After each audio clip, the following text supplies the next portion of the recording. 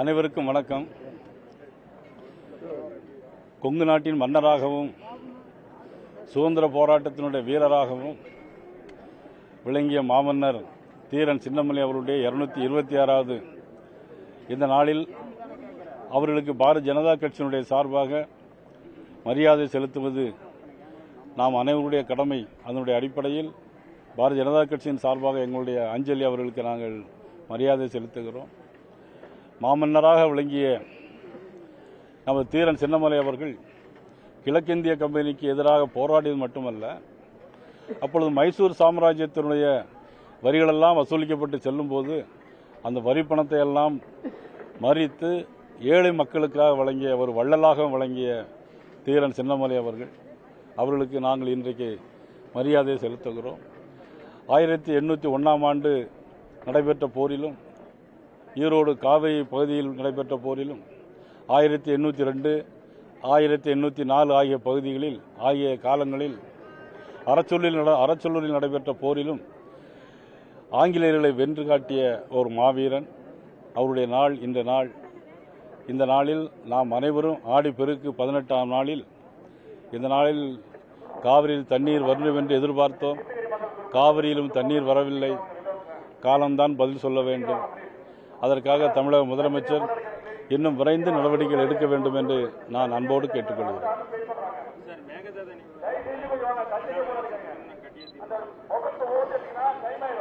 கர்நாடக அரசு நிச்சயமாக மேகதாது அணையை கட்ட முடியாது.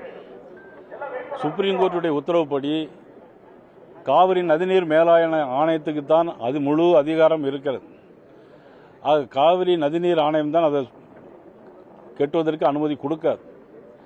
ஆக டி.கே. சிவகுமார் அவர்கள் நதிநீர் ஆணையம் சொன்ன கருத்தை ஏற்காமல், அதான் 4.5 டிஎம்சி தண்ணீர் விட வேண்டும், 15 நாட்களுக்கு வினாடிக்கு 3500 கனஅடி விட வேண்டும் என்று அந்த தீர்மானத்தை கூறியிருந்தது.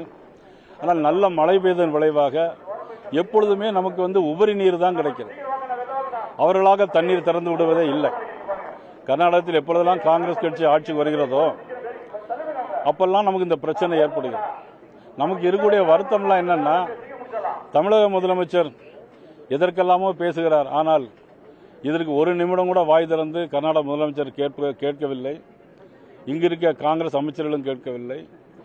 நம்முடைய தம்பி மாணிக்க தாகூர் அவர்கள் இதை வைத்து அரசியல் பண்ண வேண்டாம் என்றெல்லாம் சொல்லியிருக்கிறார். உண்மையிலே இதை வைத்து அரசியல் பண்ண வேண்டிய நோக்கம் இல்லை.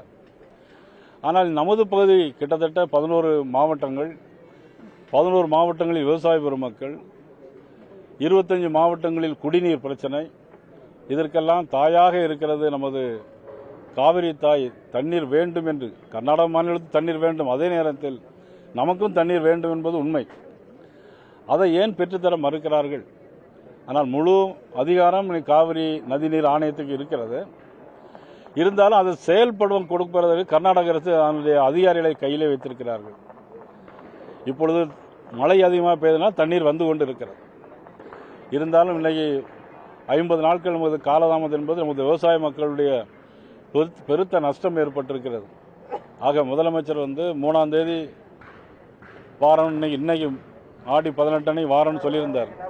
ஆனால் சிவகுமார் வாங்கன்னு சொல்லிட்டு வரவிடாமல் தடுத்துட்டார்.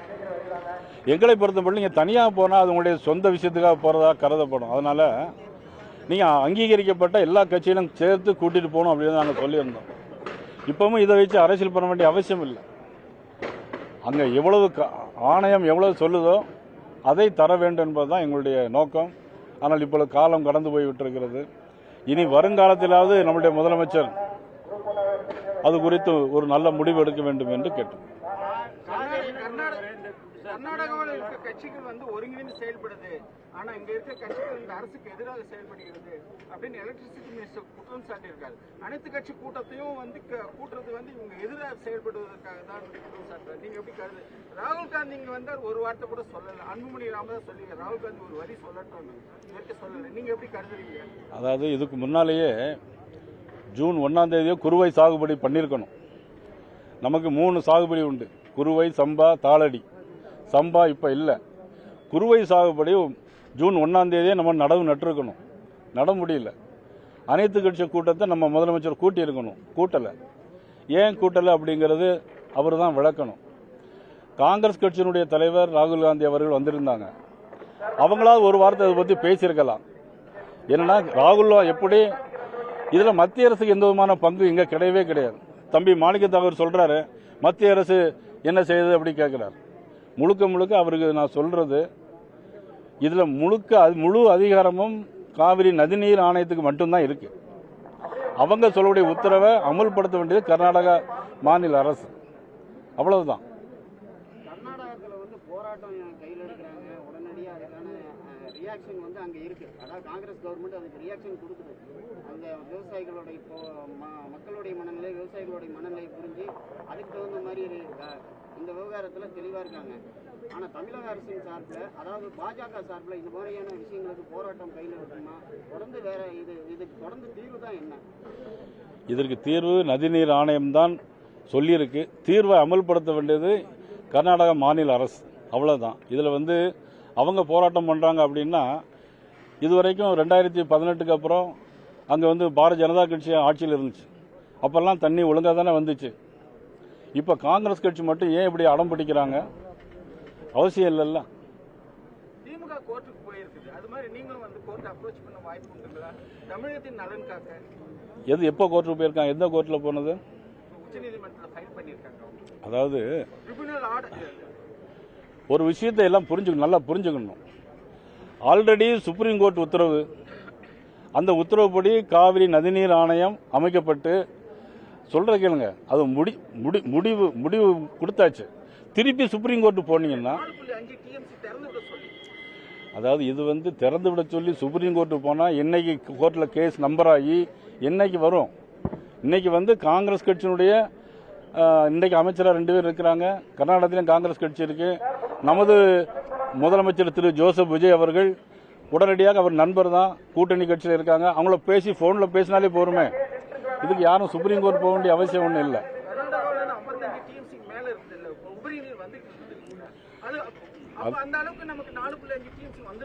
அதாவது ஜூன் மாதம் நமக்கு 9 டிஎம்சி தண்ணி தரணும். ஜூலை மாதம் சேர்த்து நமக்கு 41 டிஎம்சி தண்ணி தரணும். 41 டிஎம்சி தண்ணியை தருவதற்கு பதிலாக 4.35 தான் கொடுக்க சொன்னாங்க. இதை தான் நம்ம திறந்து விட சொல்கிறோம். இதில் போராட்டம் பண்ணுறதுக்கோ அல்லது கர்நாடக அரசு மோசம், நம்ம அரசு நல்லது அப்படிங்கிறது சொல்லலை. மக்களுக்கு, விவசாய மக்களுக்கு தண்ணீர் வேணும். அதை தான் கேட்குறமே தவிர, நீங்கள் 4.5 டிஎம்சி தண்ணிக்கு கூட இப்போ தண்ணி நிறைய வந்துட்டு இருக்கு. இப்போ ஏன் வருது அப்படின்னா, தண்ணியை தேக்கி வச்சா அங்குள்ள அணைகளுக்கு அவங்களுக்கே ஆபத்து. இந்த மாதிரி சூழ்நிலையில தான் கர்நாடக மாநில அரசு ஒரு அடம் பிடிச்சிட்டு இருக்கிறாங்க. பிரதமர் உலக அளவில் பல்வேறு பிரச்சனைகளுக்கு தீர்வு காண்றாரு. உலக அளவில் அப்போ இந்த 2 மாநில முதல்வர்களை கூப்பிட்டோம். இந்த பிரச்சனை ஏன் தலையிடாமல் இருக்காரு, மௌனமா இருக்கு? நம்ம 2 பேருக்கும்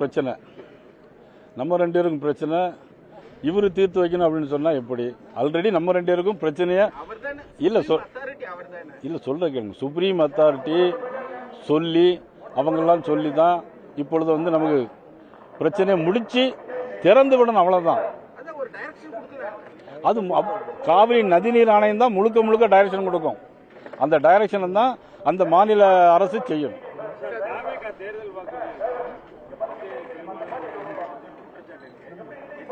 எப்படிங்க எப்படி அது தாவேகா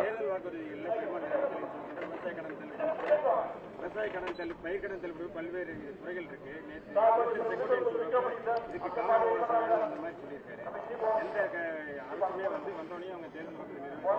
நீங்க தான் நல்ல கேள்வி கேட்குறீங்க.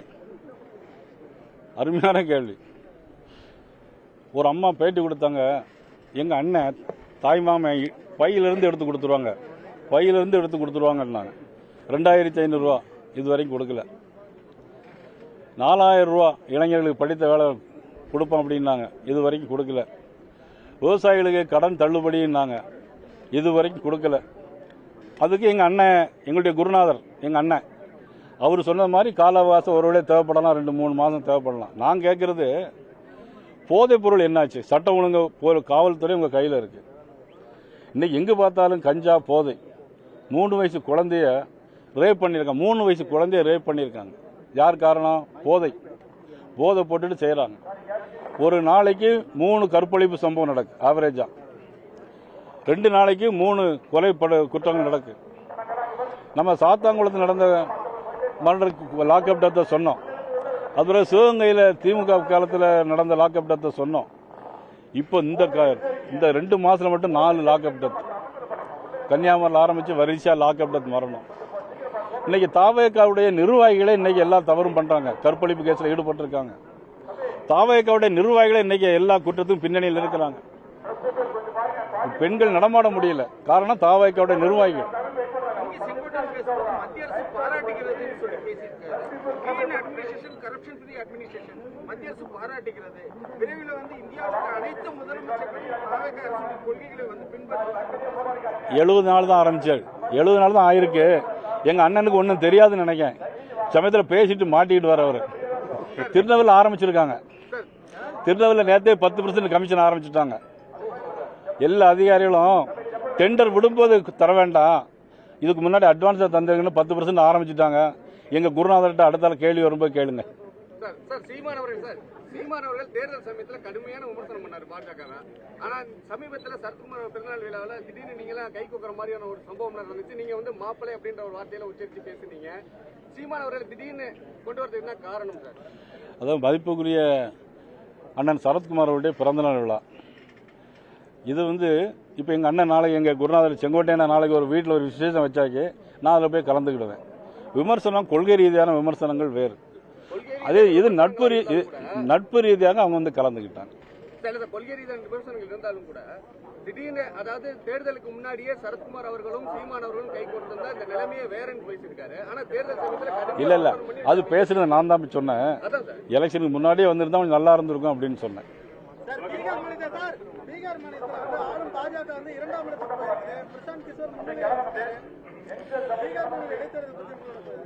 மேற்கு வங்காளத்தில் அவ்வளவு இடத்துல 200 இடத்துக்கு மேல பிடிச்சிருக்கோம். அஸ்ஸாமில் ஒவ்வொரு தொகுதியிலும் 46 ஓட்டில் ஜெயிச்சிருக்கிறோம். அதாக தேர்தல் என்பது முன்னுக்கு பின் வரணும். முடிவு முழுதா வந்த பிறகு பார்த்துக்கலாம்.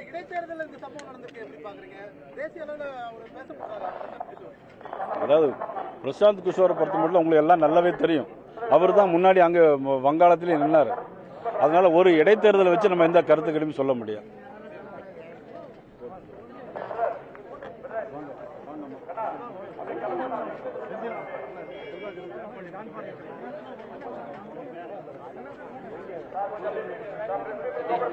சதி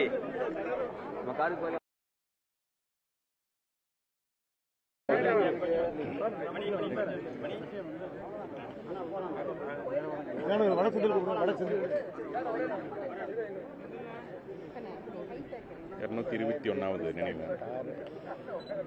அனைவருக்கும் வணக்கம். கொங்கு நாட்டின் மன்னராகவும் சுதந்திர போராட்டத்தினுடைய வீரராகவும் விளங்கிய மாமன்னர் தீரன் சின்னமலை அவருடைய 226வது இந்த நாளில் அவர்களுக்கு பாரதிய ஜனதா கட்சியினுடைய சார்பாக மரியாதை செலுத்துவது நாம் அனைவருடைய கடமை. அதனுடைய அடிப்படையில் பாரதிய ஜனதா கட்சியின் சார்பாக எங்களுடைய அஞ்சலி அவர்களுக்கு நாங்கள் மரியாதை செலுத்துகிறோம். மாமன்னராக விளங்கிய நமது தீரன் சின்னமலை அவர்கள் கிழக்கிந்திய கம்பெனிக்கு எதிராக போராடியது மட்டுமல்ல, அப்பொழுது மைசூர் சாம்ராஜ்யத்தினுடைய வரிகளெல்லாம் வசூலிக்கப்பட்டு செல்லும்போது அந்த வரி பணத்தை எல்லாம் மறித்து ஏழை மக்களுக்காக வழங்கிய ஒரு வள்ளலாக வழங்கிய தீரன் சின்னமலை அவர்களுக்கு நாங்கள் இன்றைக்கு மரியாதை செலுத்துகிறோம். 1801ஆம் ஆண்டு நடைபெற்ற போரிலும் ஈரோடு காவிரி பகுதியில் நடைபெற்ற போரிலும் 1802, 1804 ஆகிய பகுதிகளில் ஆகிய காலங்களில் அறச்சொல்லூரில் நடைபெற்ற போரிலும் ஆங்கிலேயர்களை வென்று காட்டிய ஒரு மாவீரன். அவருடைய நாள் இந்த நாள். இந்த நாளில் நாம் அனைவரும் ஆடி பெருக்கு 18ஆம் நாளில் இந்த நாளில் காவிரியில் தண்ணீர் வரும் என்று எதிர்பார்த்தோம். காவிரியிலும் தண்ணீர் வரவில்லை. காலம்தான் பதில் சொல்ல வேண்டும். அதற்காக தமிழக முதலமைச்சர் இன்னும் விரைந்து நடவடிக்கைகள் எடுக்க வேண்டும் என்று நான் அன்போடு கேட்டுக்கொள்கிறேன்.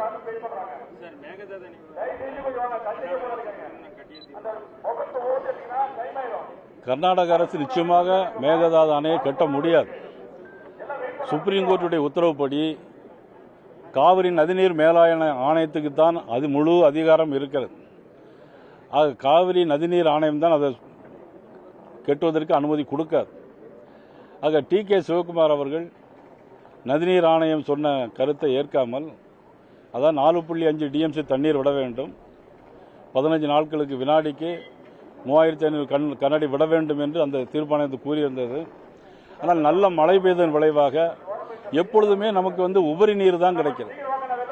அவர்களாக தண்ணீர் திறந்து விடுவதே இல்லை. கர்நாடகத்தில் எப்பொழுதெல்லாம் காங்கிரஸ் கட்சி ஆட்சிக்கு வருகிறதோ அப்பெல்லாம் நமக்கு இந்த பிரச்சனை ஏற்படுகிறது. நமக்கு இருக்கக்கூடிய வருத்தம்லாம் என்னன்னா, தமிழக முதலமைச்சர் எதற்கெல்லாமோ பேசுகிறார், ஆனால் இதற்கு ஒரு நிமிடம் கூட வாய் திறந்து கர்நாடக முதலமைச்சர் கேட்கவில்லை. இங்கு இருக்க காங்கிரஸ் அமைச்சர்களும் கேட்கவில்லை. நம்முடைய தம்பி மாணிக்க தாகூர் அவர்கள் இதை வைத்து அரசியல் பண்ண வேண்டாம் என்றெல்லாம் சொல்லியிருக்கிறார். உண்மையிலே இதை வைத்து அரசியல் பண்ண வேண்டிய நோக்கம் இல்லை. ஆனால் நமது பகுதி கிட்டத்தட்ட 11 மாவட்டங்கள், 11 மாவட்டங்களில் விவசாய பெருமக்கள், 25 மாவட்டங்களில் குடிநீர் பிரச்சனை, இதற்கெல்லாம் தாயாக இருக்கிறது நமது காவிரி தாய். தண்ணீர் வேண்டும் என்று கர்நாடக மாநிலத்தில் தண்ணீர் வேண்டும், அதே நேரத்தில் நமக்கும் தண்ணீர் வேண்டும் என்பது உண்மை. அதை ஏன் பெற்றுத்தர மறுக்கிறார்கள்? ஆனால் முழு அதிகாரம் காவிரி நதிநீர் ஆணையத்துக்கு இருக்கிறது. இருந்தாலும் அதை செயல்படுவம் கொடுப்பதற்கு கர்நாடக அரசு அதனுடைய அதிகாரிகளை கையிலே வைத்திருக்கிறார்கள். இப்பொழுது மழை அதிகமாக பெய்தனால் தண்ணீர் வந்து கொண்டு இருக்கிறது. இருந்தாலும் இன்னைக்கு 50 நாட்கள் நமது காலதாமதம் என்பது நமது விவசாய மக்களுடைய பெருத்த நஷ்டம் ஏற்பட்டிருக்கிறது. ஆக முதலமைச்சர் 3ஆம் தேதி வாரம், இன்னைக்கு ஆடி 18 அன்னைக்கு வாரம்னு சொல்லியிருந்தார். ஆனால் சிவகுமார் வாங்கன்னு சொல்லிட்டு வரவிடாமல் தடுத்துட்டார். எங்களை பொறுத்தப்பட்டு நீங்கள் தனியாக போனால் அது உங்களுடைய சொந்த விஷயத்துக்காக போகிறதா கருதப்படும். அதனால நீங்கள் அங்கீகரிக்கப்பட்ட எல்லா கட்சியிலும் சேர்த்து கூட்டிட்டு போகணும் அப்படின்னு நாங்கள் சொல்லியிருந்தோம். இப்பவும் இதை வச்சு அரசியல் பண்ண வேண்டிய அவசியம் இல்லை. அங்கே எவ்வளவு ஆணையம் எவ்வளவு சொல்லுதோ அதை தர வேண்டும் என்பதுதான் எங்களுடைய நோக்கம். ஆனால் இப்பொழுது காலம் கடந்து போய்விட்டிருக்கிறது. இனி வருங்காலத்திலாவது நம்முடைய முதலமைச்சர் அது குறித்து ஒரு நல்ல முடிவு எடுக்க வேண்டும் என்று கேட்டோம். கர்நாடகாவில் இருக்க கட்சிகள் ஒருங்கிணைந்து செயல்படுது, ஆனா இங்க இருக்க கட்சிகள் இந்த அரசுக்கு எதிராக செயல்படுகிறது அப்படின்னு எலக்ட்ரிசிட்டி மினிஸ்டர் குற்றம் சாட்டியிருக்காரு. அனைத்து கட்சி கூட்டத்தையும் கூட்டுறது இவங்க எதிராக செயல்படுவதற்காக தான் குற்றம் சாட்டுறாரு. நீங்க எப்படி கருது? ராகுல் காந்தி இங்க வந்தார், ஒரு வார்த்தை கூட சொல்லல. அன்புமணி ராமதாஸ் சொல்லி ராகுல் காந்தி ஒரு வரி சொல்லட்டும் சொல்லல. நீங்க எப்படி கருதுறீங்க? அதாவது இதுக்கு முன்னாலேயே ஜூன் 1ஆம் தேதியோ குறுவை சாகுபடி பண்ணியிருக்கணும். நமக்கு 3 சாகுபடி உண்டு: குறுவை, சம்பா, தாளடி. சம்பா இப்போ இல்லை. குறுவை சாகுபடி ஜூன் 1ஆம் தேதியே நம்ம நடவு நட்டிருக்கணும். நட முடியல. அனைத்து கட்சி கூட்டத்தை நம்ம முதலமைச்சர் கூட்டியிருக்கணும், கூட்டலை. ஏன் கூட்டலை அப்படிங்கிறது அவர் தான் விளக்கணும்.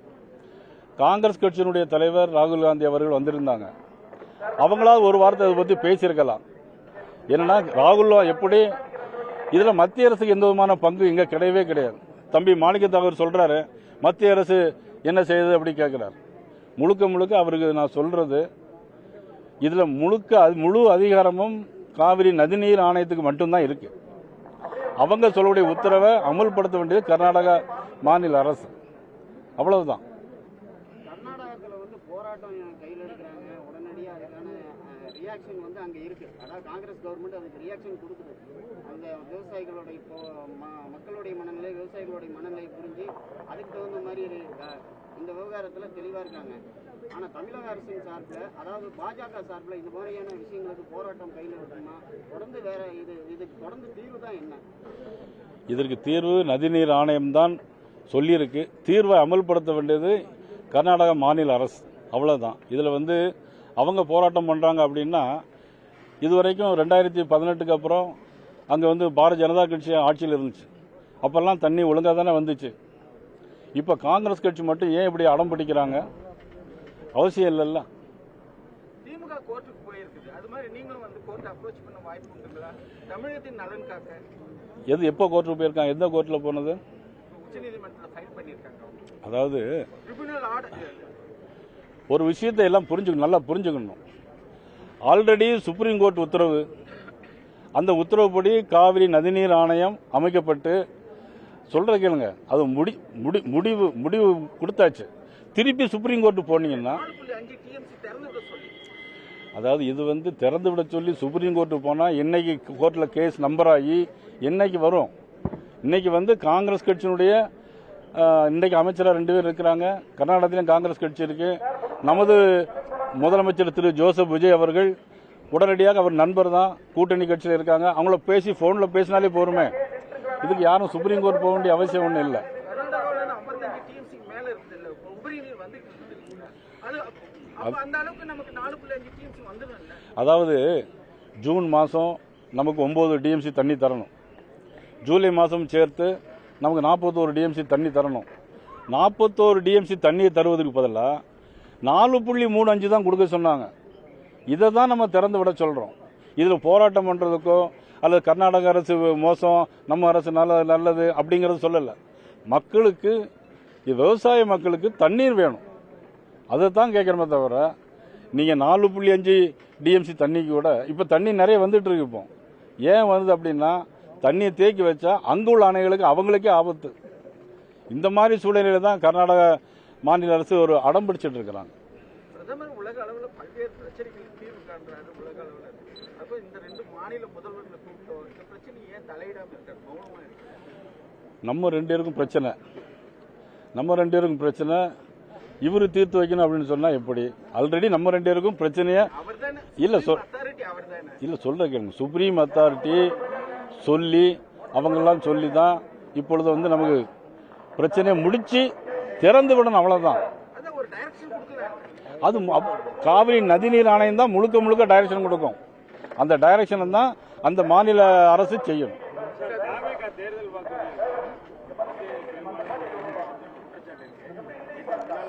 எப்படிங்க எப்படி அது தாவேகா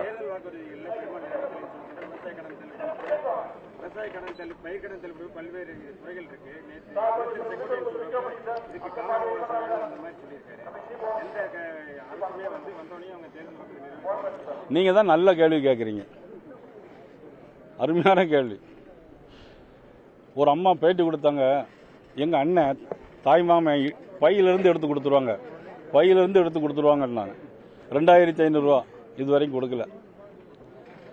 4000 ரூபா இளைஞர்களுக்கு படித்த வேலை கொடுப்போம் அப்படின்னாங்க, இது வரைக்கும் கொடுக்கல. விவசாயிகளுக்கு கடன் தள்ளுபடின்னாங்க, இது வரைக்கும் கொடுக்கல. அதுக்கு எங்கள் அண்ணன், எங்களுடைய குருநாதர் எங்கள் அண்ணன், அவர் சொன்ன மாதிரி கால அவகாசம் ஒரு வேளை தேவைப்படலாம், 2-3 மாதம் தேவைப்படலாம். நான் கேட்குறது, போதைப் பொருள் என்னாச்சு? சட்டம் ஒழுங்கு காவல்துறை உங்கள் கையில் இருக்குது. இன்னைக்கு எங்கே பார்த்தாலும் கஞ்சா, போதை. 3 வயசு குழந்தைய ரேப் பண்ணியிருக்காங்க, 3 வயசு குழந்தைய ரேப் பண்ணியிருக்காங்க. யார் காரணம்? போதை போட்டுட்டு செய்கிறாங்க.